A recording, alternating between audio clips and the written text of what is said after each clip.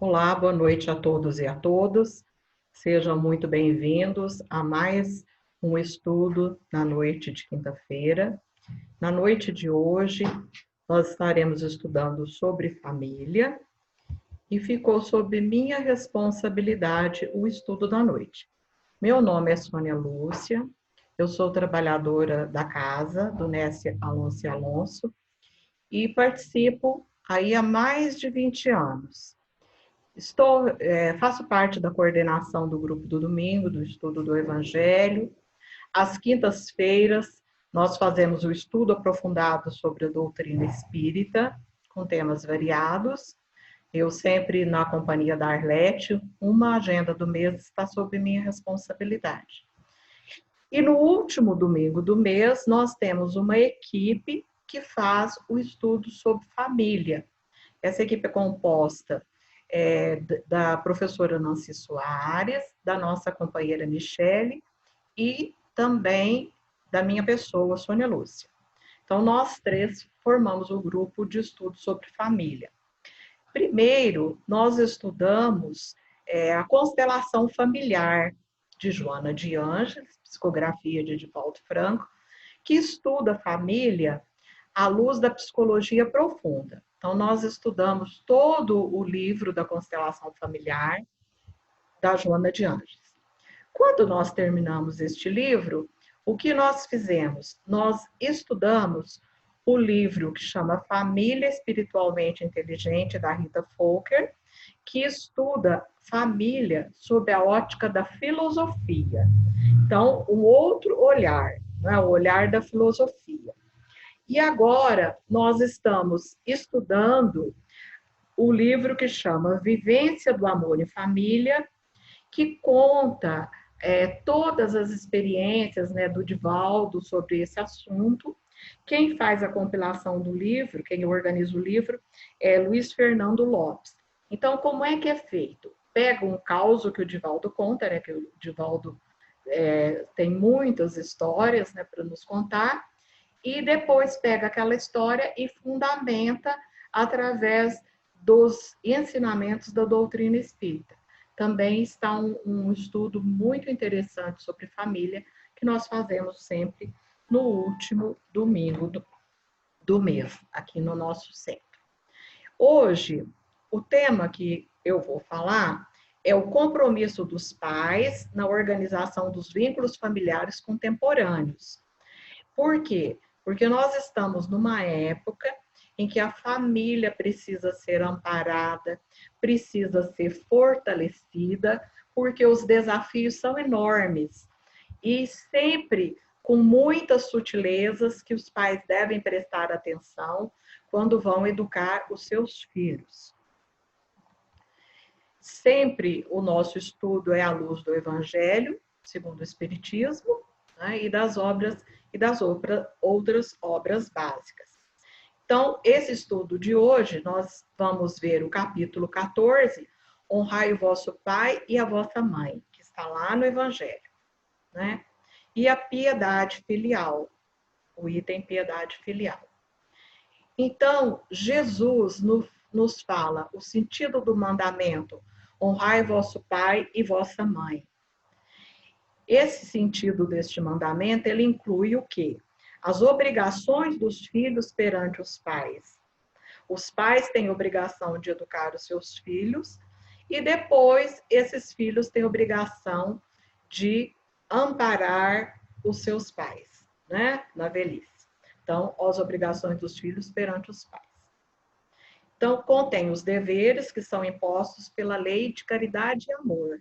Então, são leis divinas e naturais que nós precisamos obedecer, cumprir nas relações com os nossos pais. E acrescenta ainda mais um dever, que é o dever da piedade filial. Aplica-se aos que fazem as vezes de pai, né? Então, quando nós estamos na posição de pais, também se aplicam estas leis. Então, a piedade filial, né, é acrescentada ao amor. Então, nós vemos nesta imagem aqui um filho, né, bastante carinhoso, amparando aí a sua mãe já idosa. Então, ele está demonstrando respeito e atenção e envolve as obrigações de cumprir-se com os pais de modo mais rigoroso, tudo o que a caridade ordena. Então, tudo que nós fazemos em nome da caridade pelos outros, nós precisamos fazer também pelos nossos pais. As formas de honrar os pais, né? Honrar o nosso pai e a nossa mãe. De que forma nós honramos os pais? Então, nós devemos honrar todos os pais, assisti-los nas suas necessidades, proporcionar-lhes repouso na velhice, né? Depois de uma vida longa de trabalho, de labuta, de dedicação, proporcionar-lhes o repouso na velhice, cercá-los de cuidados. Por quê? Porque essa época da vida é uma época em que a pessoa já fica um pouco mais fragilizada em relação ao seu corpo físico e precisa de mais cuidados, mais carinho, mais atenção. Colocá-los nos melhores lugares, né? Por quê? Porque nós vemos nos dias de hoje, principalmente na nossa sociedade que não valoriza o idoso, né? Nossa sociedade capitalista, o idoso já não está mais produzindo, então ele não requer tanto cuidado, tanta atenção. E aí, geralmente, né, nós vemos, eu que sou membro do Conselho, do COMUP, Conselho Municipal da Pessoa Idosa, nós deparamos com muitos casos, onde às vezes os pais, a mãe é a dona da casa, né? Então o filho toma a casa, põe ela lá no quartinho do fundo e ocupa a casa inteira, e ela não pode nem conversar, nem fazer barulho, nem transitar pelo ambiente que é o ambiente dela. Então, nós precisamos colocar os nossos pais sempre nos melhores lugares, sempre à vista de todos, sempre participando de todas as reuniões familiares, com direito à voz, né? Com direito a estar participando efetivamente das interações familiares. Então, dar-lhes mais do que o necessário para eles sobreviverem, né? Sempre com abundância. Não sobrecarregá-los com afazeres domésticos, porque tem muita gente que faz o idoso de empregado, né? O idoso é obrigado a cuidar de todos da casa, né? Então, não sobrecarregá-los, tratá-los amavelmente. Isso, e se os pais não cumprirem os seus deveres, né? Porque nós sabemos que dentro das organizações familiares, nem sempre os pais são aqueles pais ideais, né? Eles também são pessoas que estão dentro do processo evolutivo, e dentro do processo evolutivo, eles também têm os seus desafios, as suas dificuldades. Então, e quando os pais não cumprem os seus deveres? Pagar o mal com o bem e amar sempre aplicam-se a todos, os pais, o próximo e até os inimigos. Então, sempre a gente lembrar disso, mesmo que os nossos pais não sejam aquele modelo que nós gostaríamos que eles fossem, mas nós vamos tratá-los bem, tratá-los com amor, né? Aplicando aos pais a lei de amor e caridade. O dever dos filhos é honrar os pais sempre e em qualquer circunstância. Quanto às correções do pai, compete às leis divinas, então não compete ao filho corrigir, né? Vingar, trocar, não, você não me tratou bem, agora eu vou te tratar mal também, né? Vamos lembrar que quem vai fazer essa correção fraterna aos nossos pais, se eles cometeram algum deslize, vai ser o nosso Pai Criador, né? Compete a ele aplicar as leis divinas. E os filhos ingratos, né? Nós temos filhos que recebem tudo dos pais, né?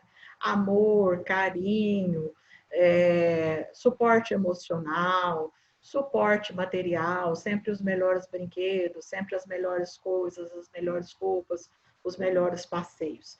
Mas eles não reconhecem isso. Então, são os que nós chamamos de filhos ingratos. Então, o que vai acontecer com esses filhos ingratos? eles sofrerão o que houver feito aos pais, né? Porque está dentro da lei do retorno. Receberão ingratidão e abandono. Serão feridos nas mais caras afeições, nesta ou em outra existência, né? Isso aqui você pode dizer, nossa, mas então Deus está castigando porque Deus está me castigando porque eu fui um filho ingrato? Não, Deus não castiga. Deus é amor, Deus é Pai. Apenas Ele está nos ensinando as melhores lições para que nós possamos nos corrigir e continuar na senda do progresso. Então, é um processo educativo, não é um processo de rancor, não é um processo de vingança, porque isso não faz parte de Deus. Deus é amor. E recompensa para os bons filhos. Então, aqueles filhos que foram bons filhos, né, para seus pais, qual é a recompensa que eles receberão? Então, eles receberão com Jesus a pátria celeste. Por quê? Porque cumpriram a lei de amor e de caridade, né? Agora nós vamos falar um pouco sobre o amor maternal e o amor filial, quer dizer, o amor de mãe e o amor de filho. Esse assunto está na pergunta 890 a 892 do Livro dos Espíritos, né? Então, lá, Kardec faz a seguinte pergunta: o amor maternal é uma virtude ou um sentimento instintivo comum aos homens e aos animais? Quer dizer, qual que é a pergunta? A pergunta é se ele é uma coisa natural ou se ele é desenvolvido, né? Se ele é um sentimento que é desenvolvido. Então, a resposta é uma coisa e outra. Porque a natureza, ela deu à mãe o amor pelos filhos para que fizesse parte da lei da conservação, para que, mesmo nos animais, esse amor é limitado às necessidades materiais, mas os animais já têm esse instinto amoroso de proteção à sua cria, né? Para que ela cresça, para que ela se desenvolva, para que ela não morra e para que ela cresça e se desenvolva. E os pais também, né, começam com esse instinto, né, de preservação da espécie, da natureza. E depois, através das leis morais, nós vamos desenvolvendo esse amor maternal, né?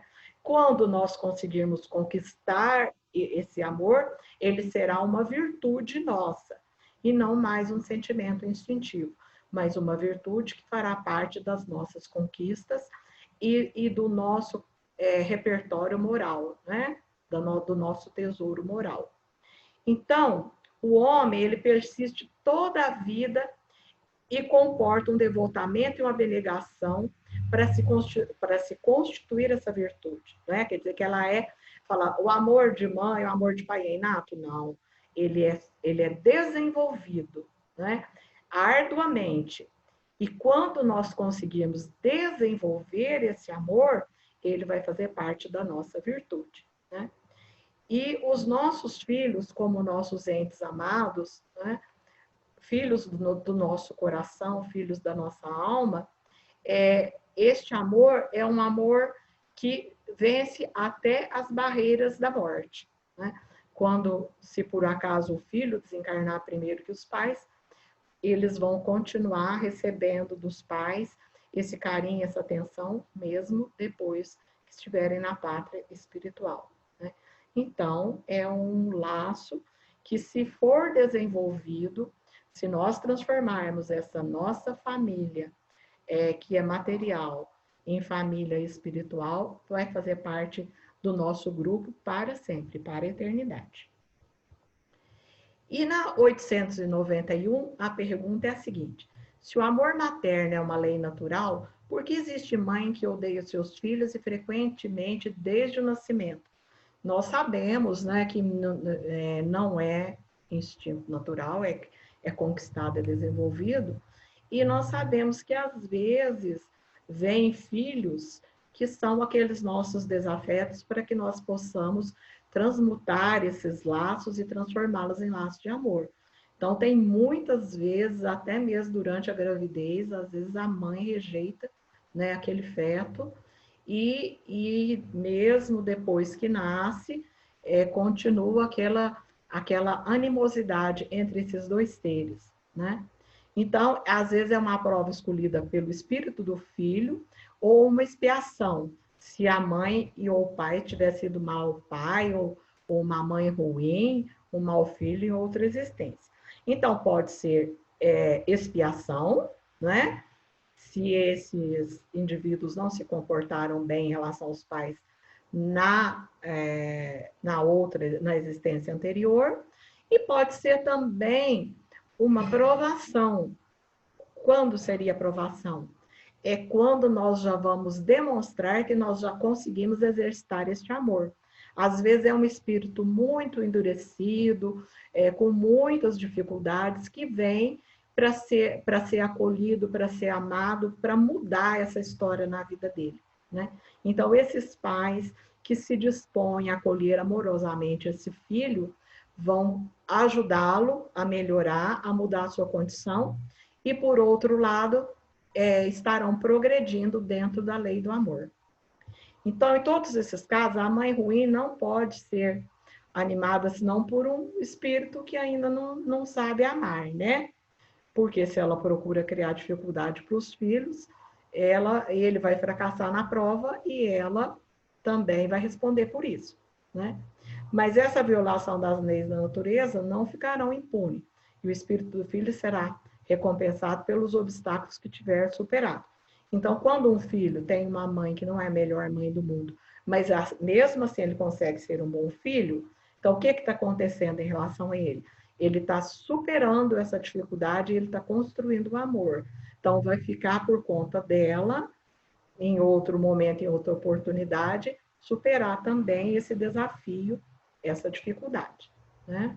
Na 891, quando os pais têm filhos que lhes causam desgostos, não são excusáveis de não terem por eles a ternura que teria em caso contrário, quer dizer, aqueles filhos que dão trabalho, né? Então o pai deve rejeitá-los, tratá-los mal, né?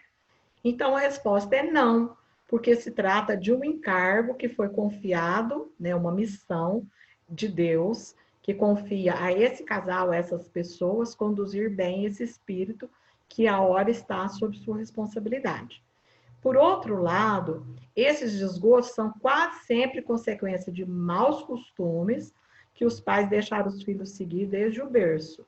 Então, o pai e os pais, eles devem estar sempre vigilantes, porque mesmo na tenra idade, os filhos já demonstram as suas tendências. Então, cabe aos pais incentivar aquelas tendências que são positivas e ajudar a cortar, né, a modificar aquelas tendências que são negativas. Então, os pais colhem, portanto, o que semearam. Como é que deve ser a nossa postura como pais? Então, como ensinar os filhos o que é o bem, né? O que é o amor? Como proceder com ética? Como dizer, na conjuntura atual para eles, que dinheiro não deve ser mais valioso do que o caráter, quando nós vemos ainda numa sociedade capitalista, onde as pessoas valem, né, pela sua conta bancária, pela casa bonita, pela roupa de grife, né? Como é que o pai vai convencer o filho de que o dinheiro não é mais valioso do que o caráter? Como explicar que não se deve pensar só no prazer imediato ou só nos seus próprios prazeres?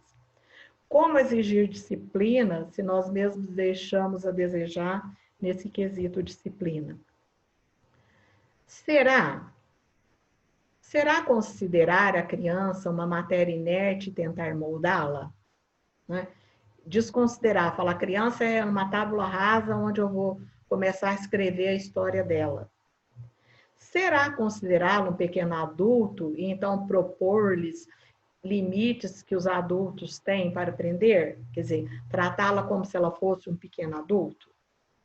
Será idealizar uma imagem que nós pais achamos que ela deve ser e moldá-la de acordo com esse projeto? Então, aqueles pais que projetam nos filhos os seus sonhos, né? Fala, eu queria muito ser bailarina, mas eu não pude estudar balé, então agora minha filha vai estudar balé e ela vai ser uma grande bailarina. Será que é isso? Será considerá-lo um ser em processo de crescimento e desenvolvimento e colocar-nos como os meros espectadores desse processo? Falar, não, ele vai crescer e desenvolver por ele mesmo e eu vou só ficar olhando? Então, vamos pensar sobre estes questionamentos. E agora eu vou colocar alguns princípios para uma educação positiva, para uma educação que vai fazer a diferença na vida dos nossos filhos. Então, o primeiro princípio é o princípio do amor incondicional. Então, amar sempre os nossos filhos, independente da condição que eles apresentam. Então, ame seu filho e não o comportamento, né? Às vezes ele está com um comportamento inadequado. Então, você vai corrigir o comportamento inadequado, mas não vai amar menos seu filho por causa disso. Então, a gente consegue amar incondicionalmente quando separa a pessoa do comportamento, né? Fala, eu te amo, mas este comportamento seu está inadequado, então nós vamos corrigi-lo.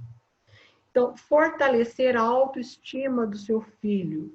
É muito importante para as crianças que elas tenham uma autoestima positiva, né?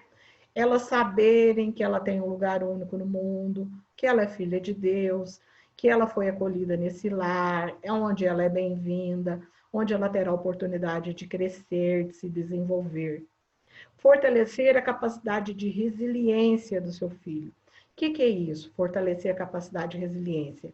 É fortalecer nos nossos filhos a capacidade de enfrentar as adversidades, né? De enfrentar os desafios do cotidiano. Porque tem muitos pais que forram ali um tapete vermelho, né? Para os filhos passarem pela vida sem nem uma pedrinha, sem nem um espinhozinho a espetar o seu dedo do pé. E esses filhos, eles crescem sem condições de enfrentar as diversidades da vida, os seus desafios, que são muitos.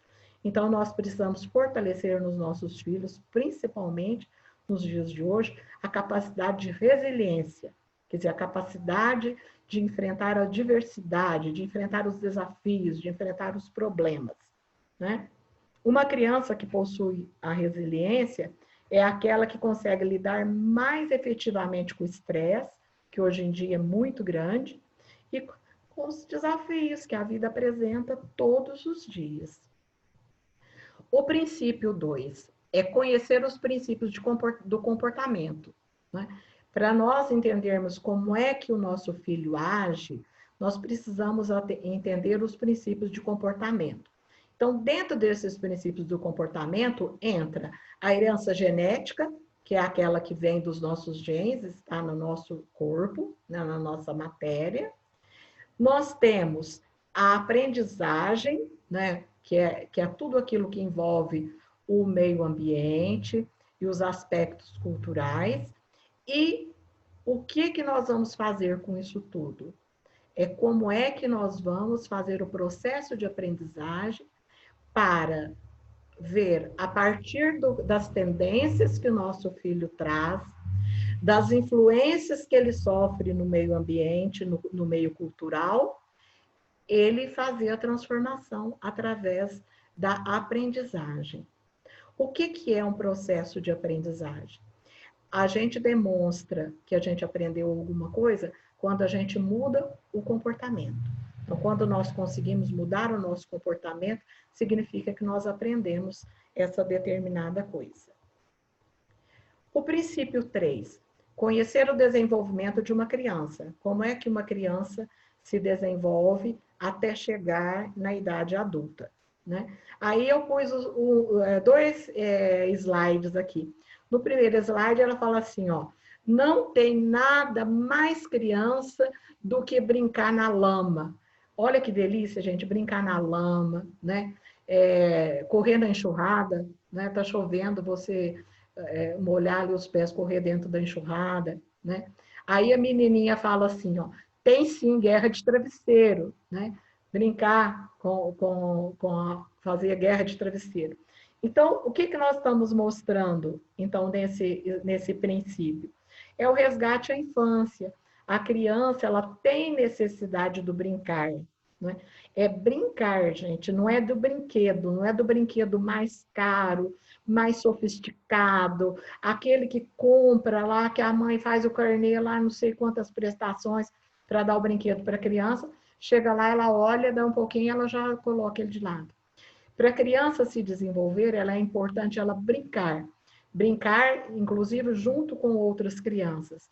Por quê? Para, através da brincadeira, ela vai construindo a socialização, aprender a repartir, aprender a conviver com o outro e a aprender também todas as regras que nós convivemos na sociedade, né? Então, é muito importante, porque tudo isso a criança vivencia através do brincar. Então, não precisa ser brinquedos sofisticados. Brinquedos simples, muitas vezes construído pela própria criança, faz muita diferença nesse aspecto da vida dela, que é o aspecto da brincadeira. Brincar para a criança é coisa séria, é fundamental, elas precisam brincar. O quarto princípio é o autoconhecimento. O que é o autoconhecimento? Conhecer a nós mesmos, né? Então, qual é o estilo de ser pai ou de ser mãe e que práticas educativas parentais você usa para educar? Então, que tipo de pai eu sou, né, em relação aos meus filhos? Então, é autoconhecimento. O que significa? Os pais estão vendo como é a atuação deles enquanto pais, né? Então, práticas parentais são estratégias que os pais usam para educar. Então, esse estilo é o comportamento e as atitudes dos pais em todo o clima existente em uma relação pai e filho. Então, agora nós vamos falar de alguns estilos de pai, né? Nós temos o primeiro estilo, que é o estilo autoritário. O que é o estilo de um pai autoritário? É aquele que tem muito limite, né? Dá muito limite. O limite é importante? É, muito importante. Mas não é só o limite, tem que ser o limite com o amor, né? Então, esse estilo autoritário, que tipo de pai que ele é? Ele é um pai que tem muito limite, mas tem pouco afeto. Então, vamos ver aqui o quadrinho. Ó, o pai está lá lendo o jornal, né? E a criança está, pai, ele está querendo atenção, ele está querendo contar alguma coisa, ou ele está querendo que o pai brinque com ele, e o pai não está dando a menor atenção, né? Então, são pais que têm um alto nível de exigência, mas que têm pouca responsividade. Quer dizer, a devolutiva dele, a interação dele com a criança é muito pequena. Então, eles colocam muitas regras e limites inflexíveis, quer dizer, não conversa, não tem flexibilidade. E o objetivo qual que é? É obediência e controle, né? Então, ele quer que o filho seja obediente e que seja um filho que ele tenha controle sobre ele. Então, considera pouco o lado do filho e os seus sentimentos, quer dizer, desconsidera o que o filho está pensando, o que ele está sentindo. E sempre fazem valer a sua própria opinião, não permitindo que seu filho participe de decisões ou escolhas.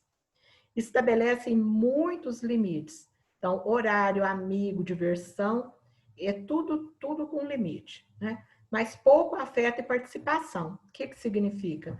Que ele não dá carinho e atenção e não brinca com esse filho, não fica junto com ele, não ajuda nas tarefas, não elogia nem valoriza o comportamento bom quando ele tem um comportamento bom, né? Então, eu coloquei aqui embaixo o que é essa palavra, porque é uma palavra diferente, né? A palavra responsividade, né? Que nós usamos aqui, né?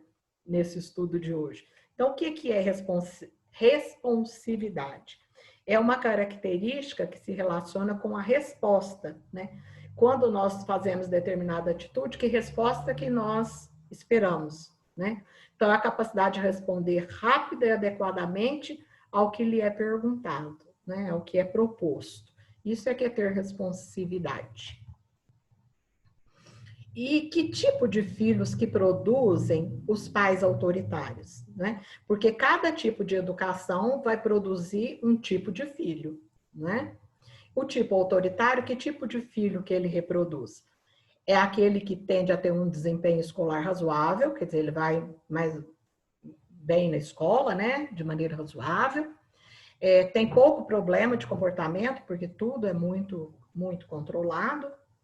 São crianças submissas, imaginam que deve se anular ou fazer tudo para serem amadas. Então, o que ela pensa? Se eu não fizer assim, meu pai e minha mãe não vão gostar de mim.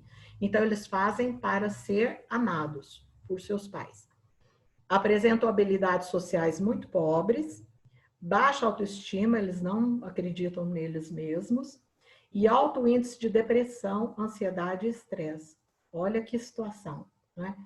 Principalmente nos dias de hoje, em que nós sabemos, né, que a questão do estresse, da depressão está muito alta, suicídio até em crianças muito pequenas, então a gente tem que estar atento a que tipo de educação nós estamos proporcionando aos nossos filhos e o que isso pode desencadear.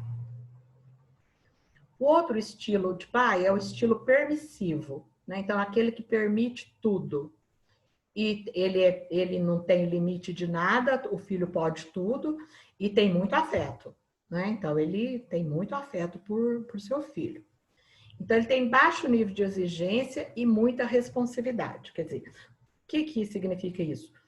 Tudo que o filho pede, ele já atende prontamente, né? O filho nem está sonhando ainda, ele já está atendendo aí o que o filho quer. Então, valoriza o filho, considera os seus sentimentos, suas opiniões e necessidades. Oferece coisas materiais em excesso, que é muito, muito, dá tudo, tudo, tudo e tudo de muito, né? Tudo em excesso. Deixa suas próprias opiniões e autoridade de lado. Aí quem tem medo de não ser, nesse caso aqui, quem tem medo de não ser amado é o pai. Então, de medo de não ser amado, ele deixa o filho fazer qualquer coisa, ele deixa tudo. De medo do filho não amá-lo, né? Não gostar dele. Tem receio de dizer não e não serem amados por seus filhos. Então, são pais que têm medo de dizer não, né? E nós sabemos que no processo educativo, nós temos que dizer sim, sim, não, não. Sim quando devemos dizer sim e não quando devemos dizer não. Estabelecem poucos limites, não tem regras, mas tem muito afeto e muita participação, participa de tudo. Que tipo de filhos que geram esse tipo de educação? Do estilo permissivo. Como é que são os filhos do estilo permissivo? Eles tendem a ter pior desempenho nos estudos, porque para eles não tem valor nenhum esse negócio de estudo, não tem importância nenhuma, né? Eles podem apresentar comportamentos antissociais, por quê? Porque tudo é deles, tudo é para eles não têm que negociar, não têm que compartilhar, não têm que conviver com o outro. Tudo é dele e acabou, né? Entendem que amar uma pessoa é ser cuidado por ela sem dar nada em troca, né? Então, é só os pais que têm que dar, ele não tem que dar nada em troca. Apegam-se às coisas materiais, porque eles recebem muitas coisas materiais, então eles acham que os verdadeiros valores e as verdadeiras riquezas são as coisas materiais. Não tem tolerância à frustração e não desenvolve o centro de autoeficácia. Quer dizer que isso aqui, a resiliência dele, zero. Qualquer coisinha que chegar lá fora no mundo e ele for contrariado, ele já vai cair numa depressão profunda. Por quê? Porque ele não pode ser contrariado. Tudo ele tem que ser atendido a tempo e a hora e nos mínimos detalhes. E acha que são capazes de realizar as coisas por si mesmos, que eles não precisam de ninguém, só eles mesmos já dão conta. E possui baixos níveis de depressão. Não, claro, não tem depressão nenhuma, né? Por quê? Porque eles acham que tudo é deles, tudo é para eles e são atendidos, né? Só que depois as consequências vêm quando forem, né, frustrados nos seus anseios, nas suas vontades. O estilo negligente. Aí aqui nós estamos vendo, né, a mãe lá na frente da televisão, o menininho foi mostrar para ela um bilhetinho de amor que ele fez para ela, né, com um coraçãozinho, mas ela não deu muita bola, né, para esse agrado, né, para esse presente que ele foi levar para ela. Então, o estilo negligente, ele tem pouco de tudo. Ele tem pouco limite, ele tem pouco afeto. Então, apresentam baixo nível de exigência e responsividade. Então, não exige nada, mas também não dá nada. Não se comprometem com o papel de educador. Ele esquece que o papel de pai é papel de educador. E deixa o filho solto. O filho pode fazer o que ele quiser, onde ele quiser, que não tem nenhum problema.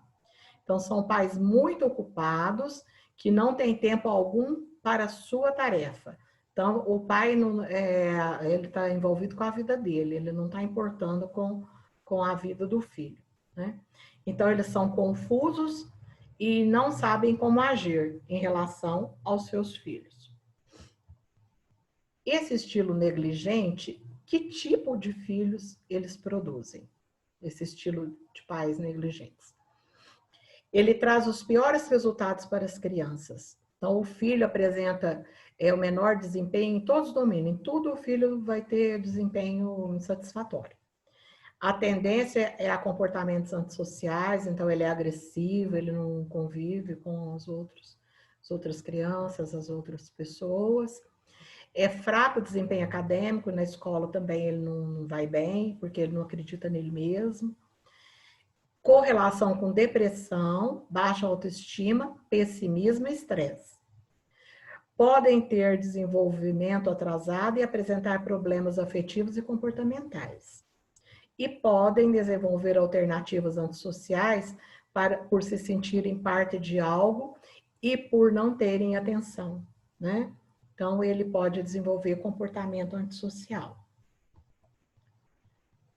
Agora, nós temos o estilo participativo, né? Então, no estilo participativo, tem muito limite, mas tem muito afeto também. Tem os dois, né? Muito limite e muito afeto. Então, este é o melhor estilo de pais, que tem um alto nível de exigência em relação aos seus filhos e tem alta responsabilidade também, responde bem às necessidades dos seus filhos. Exige obediência de regras e mantém autoridade, porque os pais não devem ser autoritários, mas os pais precisam estabelecer regras, limites e ter autoridade. Mas são abertos para as trocas com seus filhos, fazendo uso de explicações e permitindo o desenvolvimento da autonomia. Então, todo o processo educativo deve ser um processo de libertação do espírito, porque nós não podemos nos esquecer que nós pais somos educadores de espíritos. Então, nós devemos promover o desenvolvimento dos nossos filhos enquanto espíritos. E enquanto espíritos, nós precisamos criá-los para a autonomia, eles serem capazes de gerir a sua própria vida.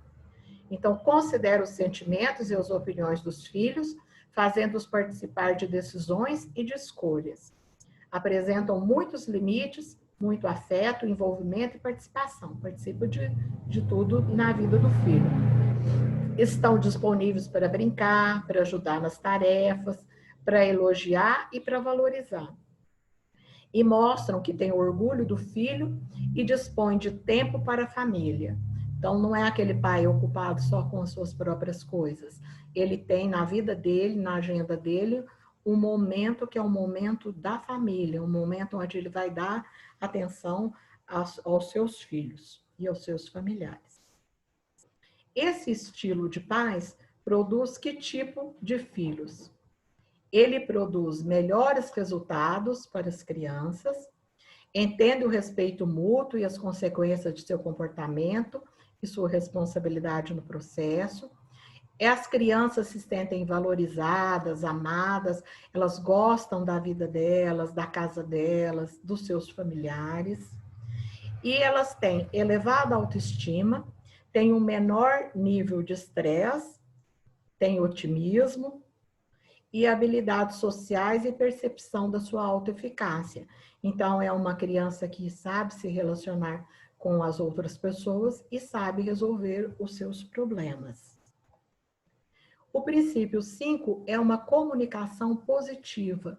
Então, nós pais precisamos nos comunicar com os nossos filhos de uma maneira positiva. O que é uma comunicação positiva. É nós escolhermos os melhores argumentos e as melhores palavras para dizer aos nossos filhos, né? Então, as palavras marcam a nossa vida.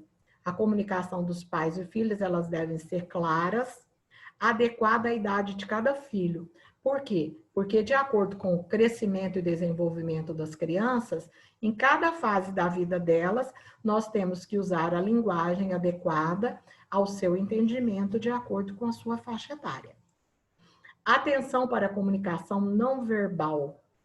A mensagem captada está no rosto e não nas palavras.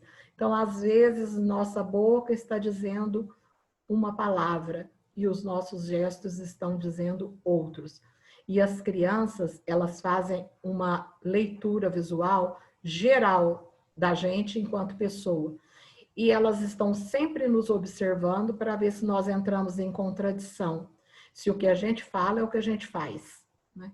Então, mais ensina o que a gente faz do que a gente fala.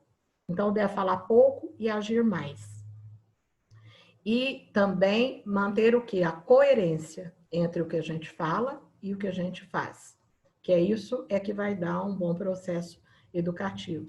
Nós falarmos e da maneira em que nós falarmos, nós agirmos. Então, a boa comunicação inclui ouvir.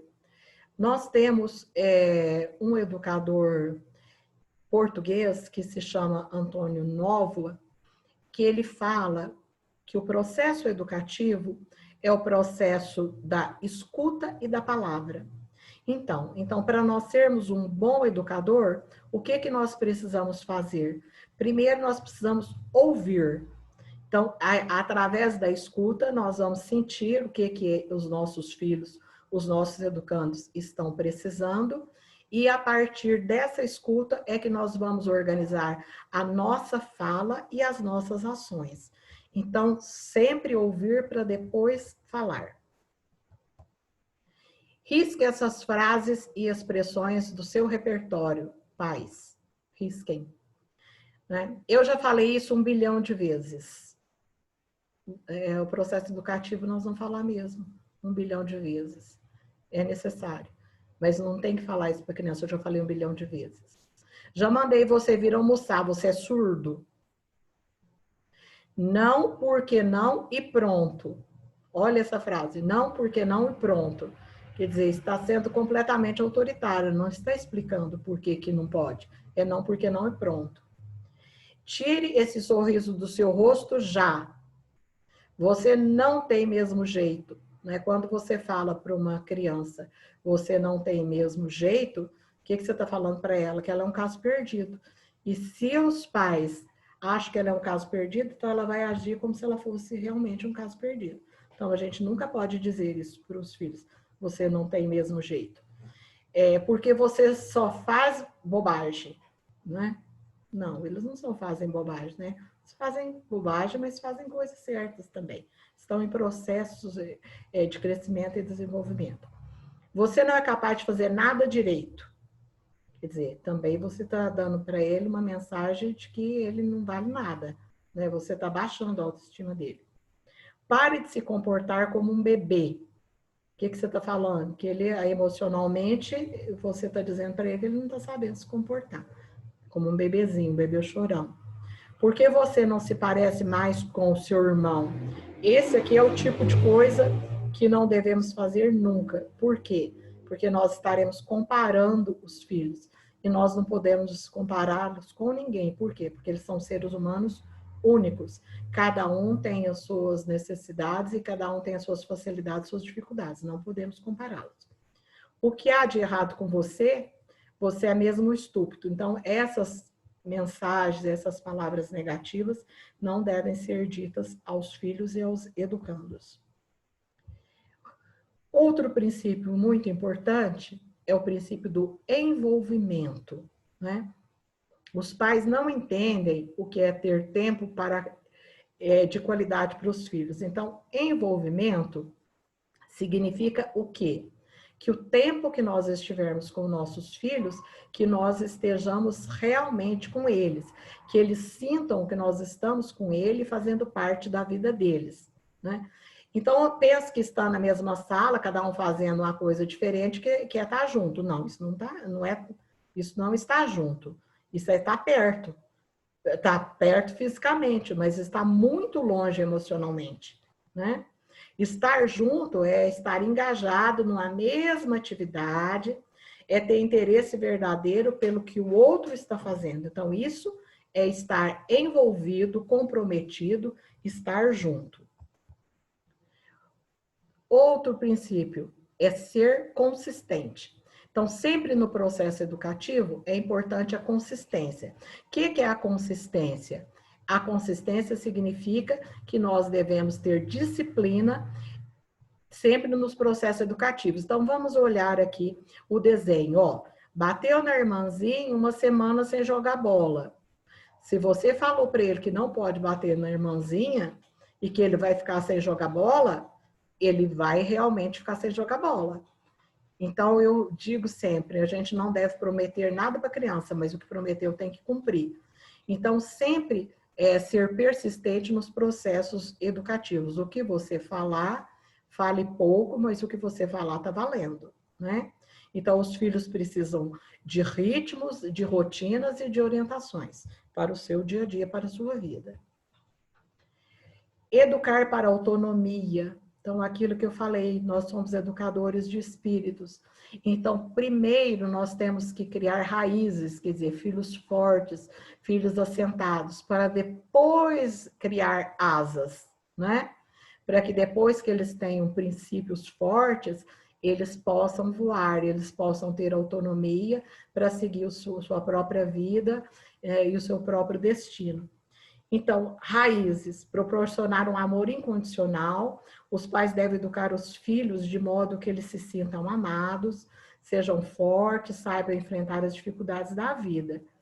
Diz a sabedoria popular que educar não é cortar asas, é orientar o voo, né? Não é cortar as asas, falar, menina, eu vou cortar suas asinhas. Não, vamos fortalecer as asas e orientar o voo, né? Para onde é que ele deve voar.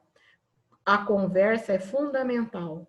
Então, mostrar o envolvimento sempre, mesmo quando ele é adolescente.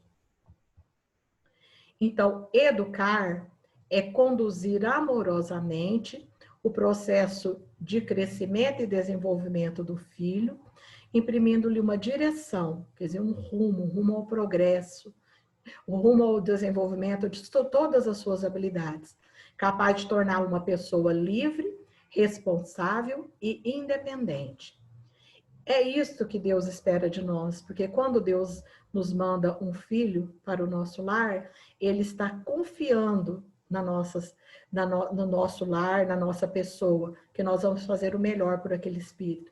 Então, isso é o que Deus espera de nós quando Ele nos confia os seus filhos bem-amados para educarmos e orientarmos. Então, era isso que nós tínhamos preparado para a nossa noite de hoje. Muita paz a todos. Muito obrigada.